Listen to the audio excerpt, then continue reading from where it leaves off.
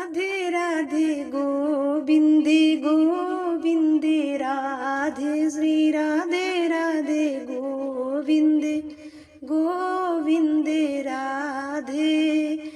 तू ही मेरे हित है, तू ही मेरे मीत है, तू ही मेरे हित है, तू ही मेरे मीत है, तू ही मेरे हित है, तू ही मेरे मीत है। साथ कभी ना मेरा छोड़ना, हाथ कभी ना मेरा छोड़ना। लगी है तुमसे लगन, लगी है तुमसे लगन, लगने मत तोड़ना। श्री राधे राधे गोविंदे गोविंदे राधे श्री राधे राधे गोविंदे गोविंदे राधे।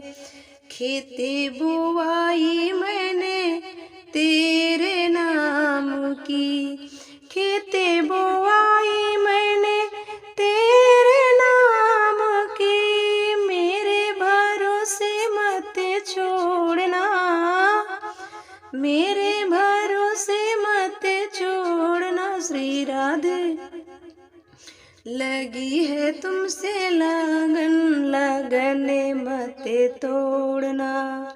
लगी है तुमसे लगन, लगने मत तोड़ना। श्री राधे राधे गोविंदे गोविंदे राधे श्री राधे राधे गोविंदे गोपाल राधे। बोलिए भक्त वत्सल भगवान की जय। भक्तों, आप सभी को राधे राधे, जय श्री कृष्णा, जय श्री कृष्णा। आप सभी का जीवन मंगलमय हो, खुशियों से भरा रहे। तो आज मैं बताऊंगी, भागवत जी में 6 प्रश्न किए गए हैं सनकादि ऋषियों के द्वारा कि भगवान सगुण है या निगुण है। ये प्रश्न है, मैं बताऊंगी। इससे पहले मैं कर जोर कर निवेदन करती हूँ आप सभी से कि प्लीज आप सब मुझे सपोर्ट कीजिए, मेरे वीडियो को खूब देखिए, शेयर कीजिए, लाइक कीजिए, सब्सक्राइब कीजिए। प्लीज आप लोग सपोर्ट कीजिए, सपोर्ट कीजिए, ठीक है। तो सुनिएगा जरा ध्यान से। पहला प्रश्न पूछते हैं कि भगवान सगुण है या निर्गुण है। भगवान सगुण है निर्गुण है, पहला प्रश्न है भागवत जी का। तो भगवान बताइए, सगुण है कि निर्गुण है, आकार है कि निराकार है। कोई कहे कि मैं साकार की पूजा करती हूँ, मूर्ति की। कोई कहे कि मैं मूर्ति की पूजा नहीं करता, निराकार ब्रह्म की पूजा करता हूँ। तुम दोनों अपने जगह सही हो। भगवान साकार भी है और निराकार भी है, सगुण भी है और निर्गुण भी है। कैसे दोनों हो सकते हैं? जैसे पानी पानी है, पर वही पानी फ्रिज में रख देने से बर्फ बन जाता है। तो पानी था, वो तो निराकार था। पानी का तो कोई आकार नहीं होता, पर वही पानी जो निराकार था, जब उसे फ्रिज मिली तो फ्रिज की संगत से वह बर्फ बन गया। और बर्फ का तो आकार होता है, तो निराकार था, पर बर्फ का आकार होता है, वह निराकार भी हुआ और साकार भी हुआ। उसी तरह परमात्मा ने निराकार है और भक्तों के प्रेम के फ्रिज के कारण वही निर्गुण निराकार से सगुण साकार बन के भक्तों के लिए प्रकट होते हैं, ठीक है। सगुण नहीं असगुण नहीं कुछ भेदा। सगुण में और निर्गुण में कोई भेद नहीं है। सगुण उपासक पर हित निरत नितीद्र ने ते नर प्राण समान मम जिनकी द्विज पद प्रेम। भगवान कहते हैं सगुण लोग, सगुण उपासना मुझे अधिक प्रिय है, इसलिए भगवान सगुण और निर्गुण भी हैं। दूसरा प्रश्न है, हुंसा मेकांत श्रेय तन्या सस्ती उमर हरि। यहाँ पर कह रहे हैं कि मनुष्य के कल्याण का साधन क्या है। कोई आपसे कहे कि मनुष्य का कल्याण कैसे होगा, तो मैं आपको कम शब्दों में समझा दूं। इस काल में, इस जीवन में, यदि इस कलयुग में मनुष्य का कल्याण हो सकता है तो मनुष्य के कल्याण का साधन केवल भागवत जी है।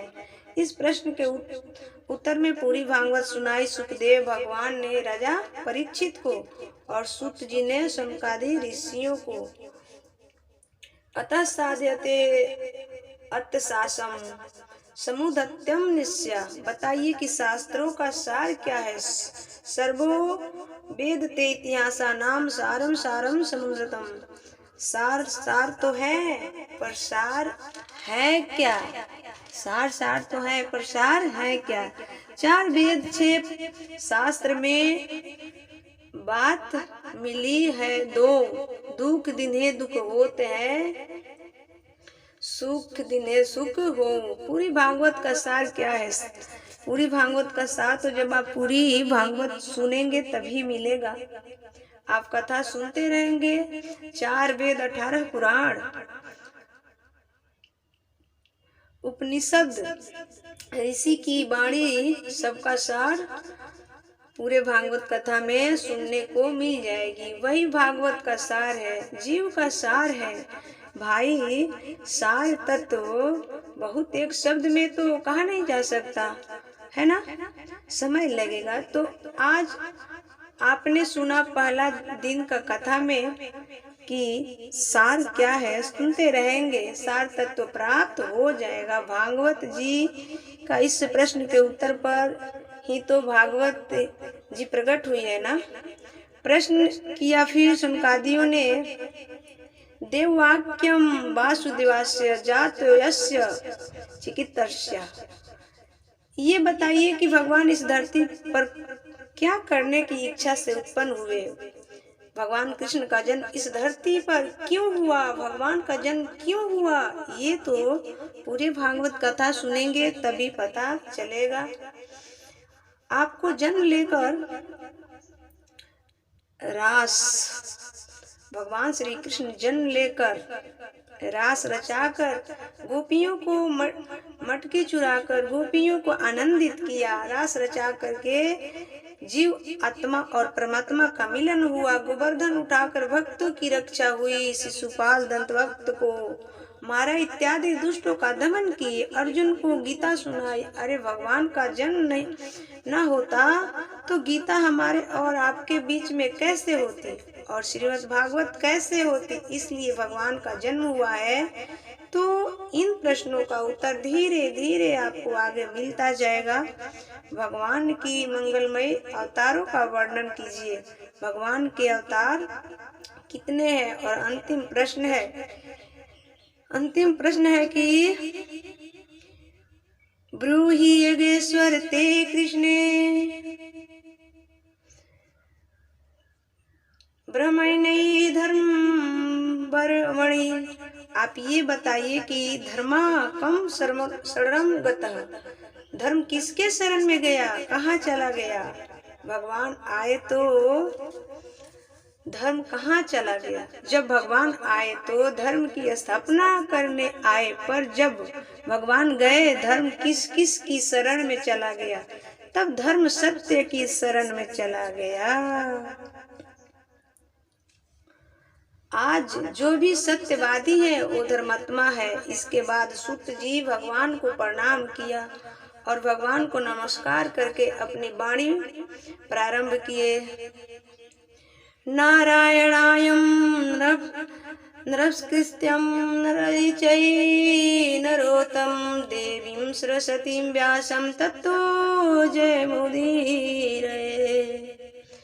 सबहि पुंसाम परु धर्म यतो भक्ति रक्षो सक्षे। मनुष्य का धर्म क्या है? मनुष्य का धर्म है, ये भी प्रश्न है। मनुष्य का धर्म क्या है? मनुष्य का धर्म है सत्य बोलना, दया करना, जीव मात्र पर प्रेम करना। दया धर्म का मूल है। सबही कौन सा परम धर्म? सबसे प्रेम करो और सबके प्रति भगवत भाव रखो, क्योंकि ये भगवान ही है। इसके सिवा जिसके अंदर भगवान के चरणों में अनुराग हो भगवान के श्री चरणों में जिनका प्रेम है वह प्रेम ही सबसे बड़ा धर्म है, उससे बड़ा कोई धर्म नहीं है। भगवान से प्रेम है तो आप धर्मात्मा है, आप धर्मात्मा हो, और प्रेम नहीं है तो कोई धर्मात्मा नहीं है। ये यहाँ अर्थ है। श्री सूत जी महाराज अत्यधिक ज्ञान की चर्चा दे रहे हैं और भगवान की 24 अवतारों का वर्णन यहाँ पर किया गया है। नारायणम नमस्कृत्यम, भगवान का पहला अवतार हुआ सनकादियों का सनक सनंदन भगवान श्री कृष्ण के भगवान श्री नारायण के कितने अवतार हुए मैया? इस धरती पर बताओ कितने भगवान के अभी तक अवतार हुए हैं? इस धरती पर भगवान के अभी तक कितने अवतार हुए हैं? 23 अवतार हो चुके हैं और 24वां अवतार इसी कलयुग में होगा।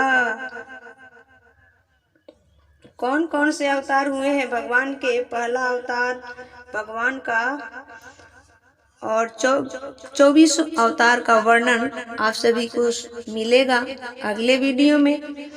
और इस वीडियो में आपने सुना कि सनकादियों द्वारा 6 प्रश्न किए गए हैं और 6 प्रश्न जो है हम सब के जीवन के उत्तम से उत्तम प्रश्न है।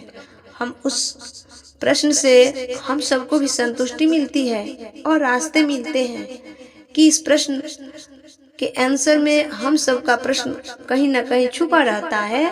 तो इस प्रश्न को ध्यान से सुनिए और अपने जीवन में चरितार्थ कीजिए। प्लीज सपोर्ट कीजिएगा और शेयर करना ना भूलिएगा। मेरे चैनल को सब्सक्राइब कीजिएगा। कैसा लगा आप सभी कमेंट करके बताइए। प्लीज कमेंट करना ना भूलिएगा। जय श्री कृष्ण। जय